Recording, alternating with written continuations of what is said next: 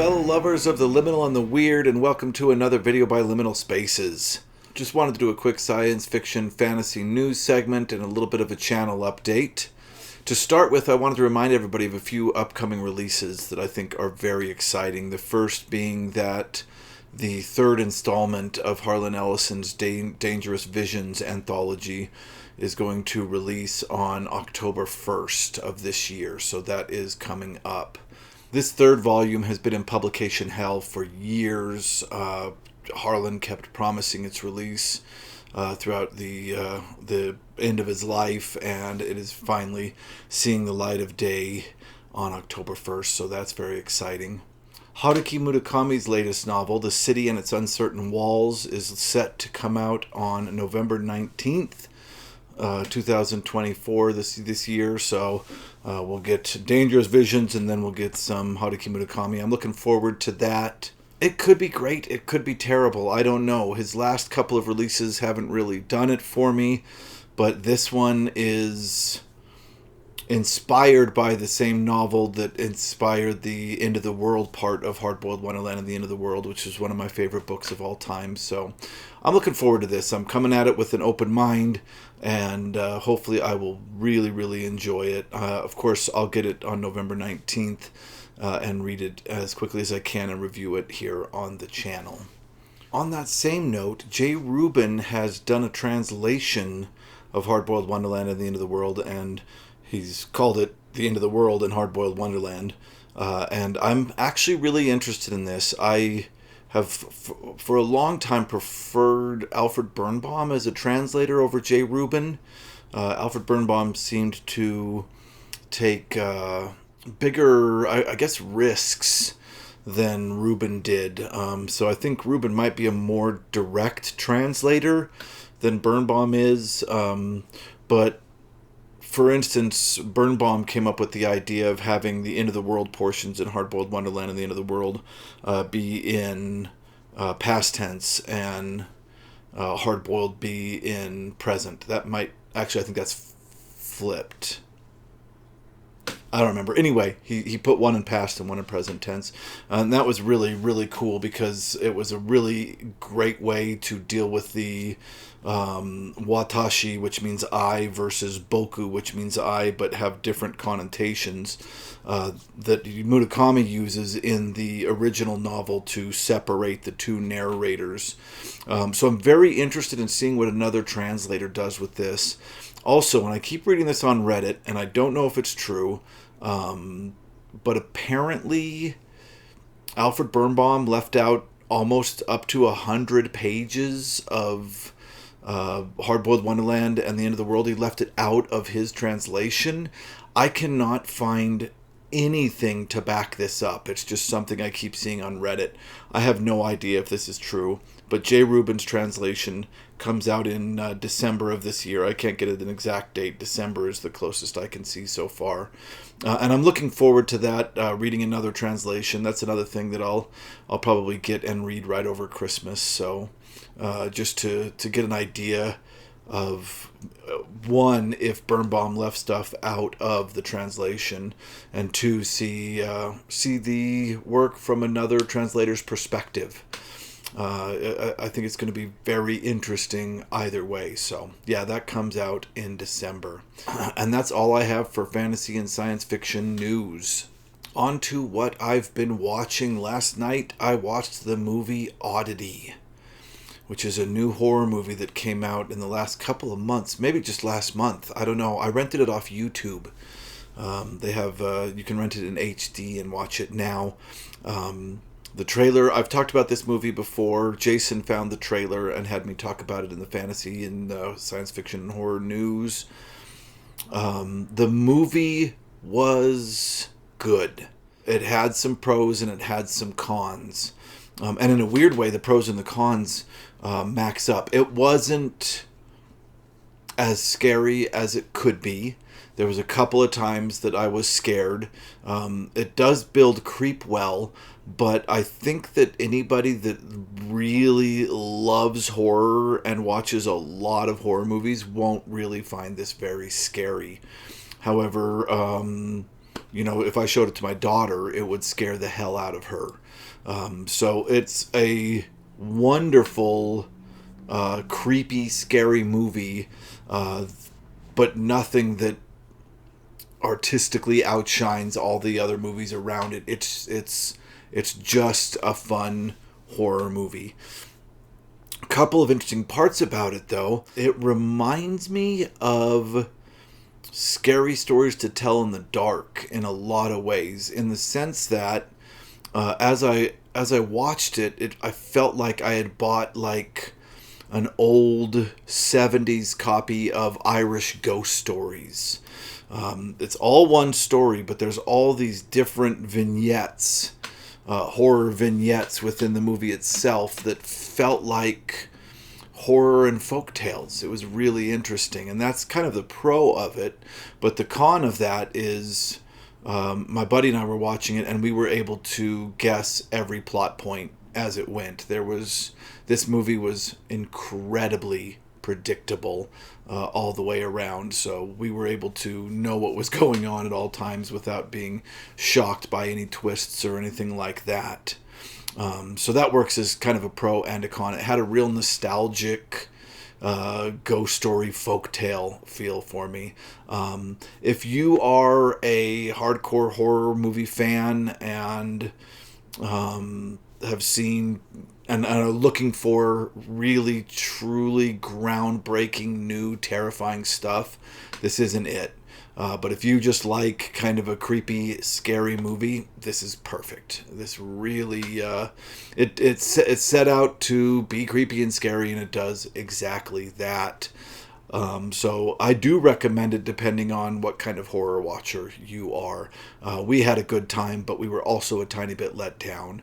I've seen this compared to Longlegs, and I don't know if I can agree with that. I think it's really truly somewhere between Scary Stories to Tell in the Dark and Longlegs is where it really falls. But yes, I was entertained and I did have a good time, but I was a tiny bit let down because I thought that it was going to be a little bit more artistic and scary than it really was. But again, super entertained. So give it a watch. I can't say... Yeah, usually I say I watch this so you don't have to, or I watch this and you should. This one is, if you want a kind of a run-of-the-mill creepy scary movie, this is the one for you. It was a good time. On to channel news. I want to start by saying that I was recently a guest on Daniel Otto Jack Peterson's YouTube channel talking about R.A. Lafferty, and this was such an intense conversation. I think we talked for almost 7 hours. Not all of it is recorded. I don't think that's how long the videos will end up being, but I think we were chatting with each other for like 6 or 7 hours. It was wild. We couldn't stop. We just kept going and going on these subjects.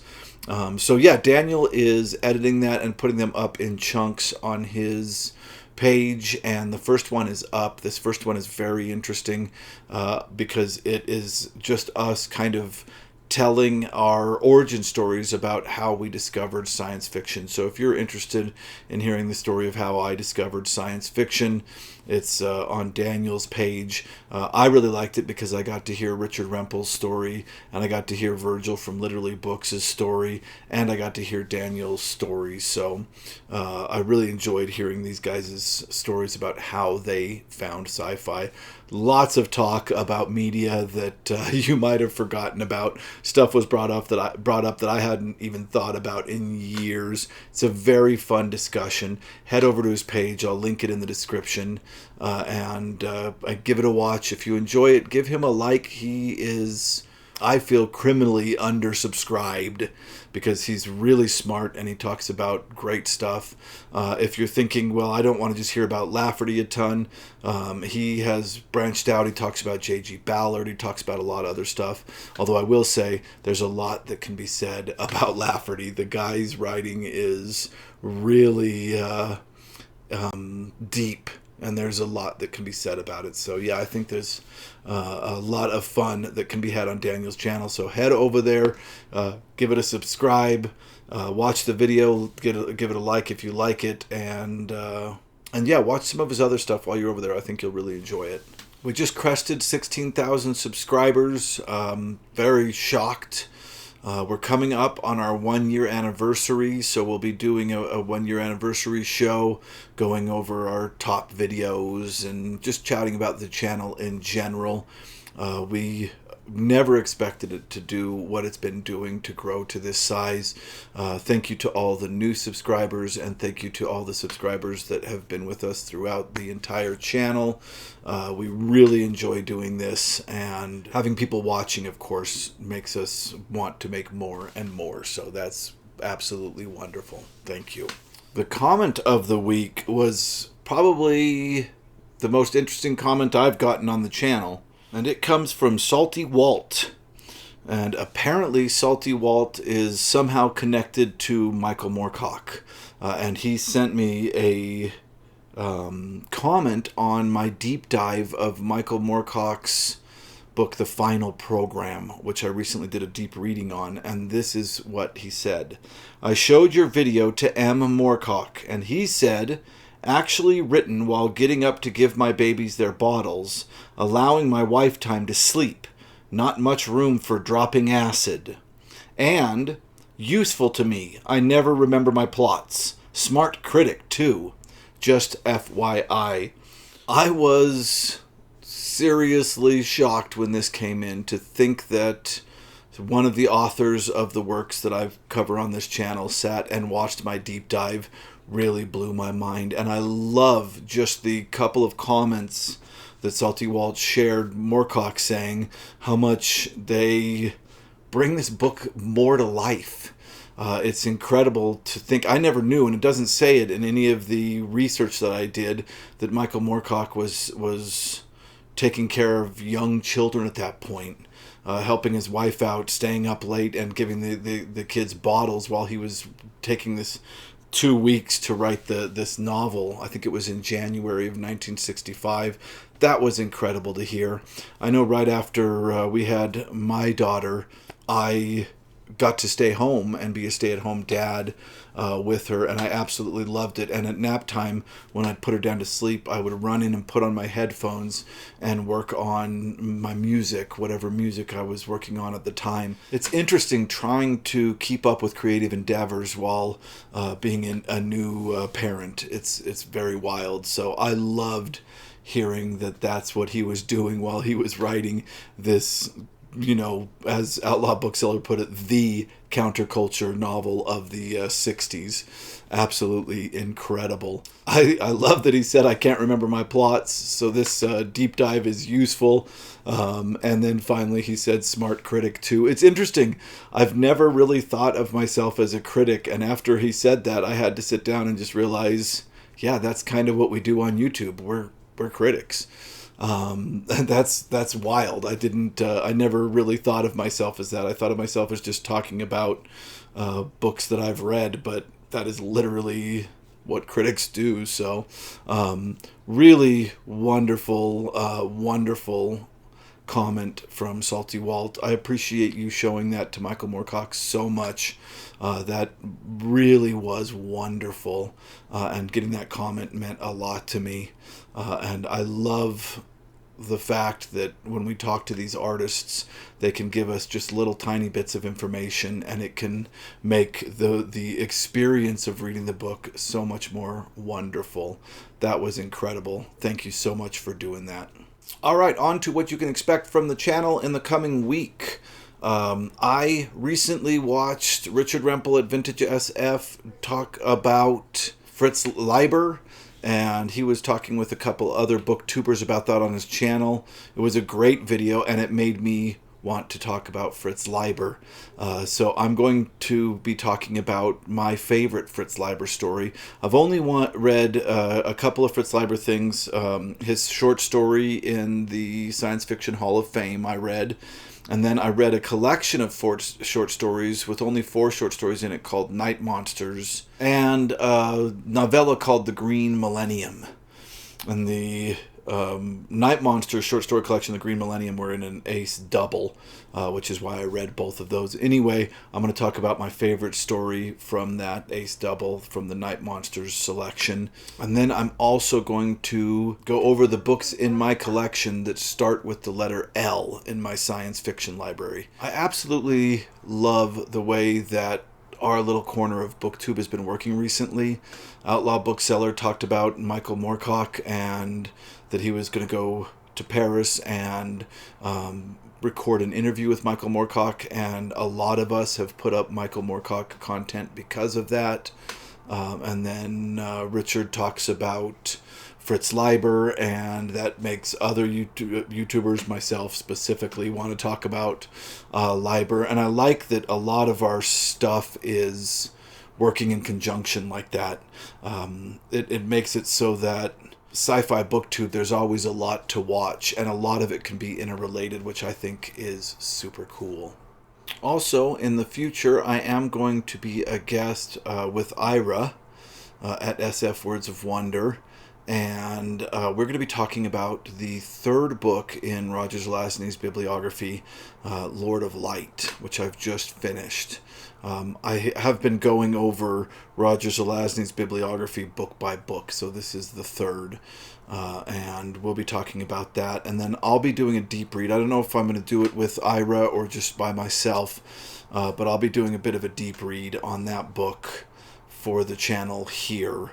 And if Ira joins me, then it'll be on the channel here. So the review will be over on his channel, and the deep read will be here on Liminal Spaces. Either way, I'm super excited to be a guest with Ira and chat with him a little bit more, and especially about science fiction and Lord of Light. Jason is going to cover the movie Aliens. That'll actually come up tomorrow. And he's also going to read a Ray Bradbury short story. We're coming up on spooky season. Love Halloween, so yeah, we're going to be covering some scary stuff over the Halloween holiday. But that's what you can expect in the upcoming week. All right, thank you very much for watching. If you liked it, please click like, and if you like this kind of content, please click subscribe, because we'll be making a lot more of it in the future. Thank you so much.